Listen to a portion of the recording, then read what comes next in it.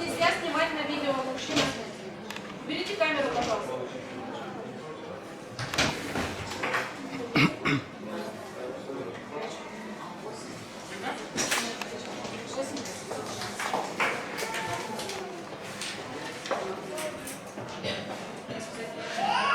Девушка, а старший менеджер-то где у вас?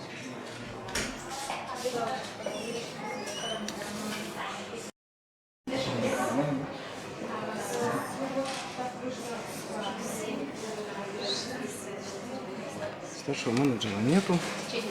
Третья окошко написано.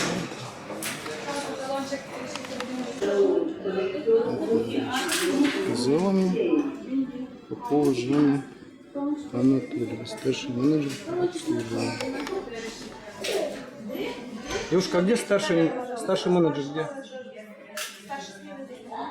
А можно его сюда? Мне сказали, в третье окошко подойти, мне сказали. В третьем окне никого нет. А? Я с клиентом работаю. И я что, должен туда подойти? Уберите, пожалуйста, камеру. Я должен туда подойти, да? Уберите, пожалуйста, камеру. Все съемки только с разрешения нашей службы безопасности. Вас как зовут? Представьтесь, пожалуйста. Не важно. Как не важно? Вы не имеете никакого права снимать нас. Обратитесь в суд. Уберите, пожалуйста, камеру. Обратитесь в суд. Уберите, пожалуйста, камеру. А вы можете представиться, как вас зовут? После клиента я вам так Хорошо. Хорошо, я подожду. Я в интернет попаду,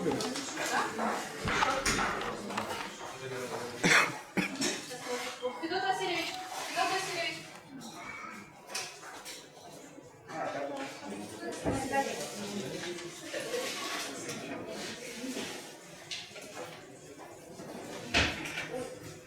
Татьяна Константиновна, у вас карта Сбербанка есть? Карта Сбербанка есть? У меня с собой я не взяла. Не взяли, да? В следующий раз обязательно возьмите, пожалуйста.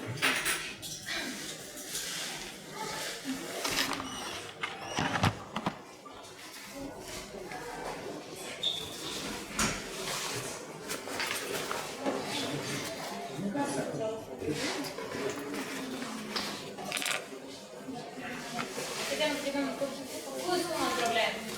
А все, что там есть, Ага, и копейки оставляем, да? копейки оставить, потому что там были... Тогда 737, 873 для оставки, хорошо?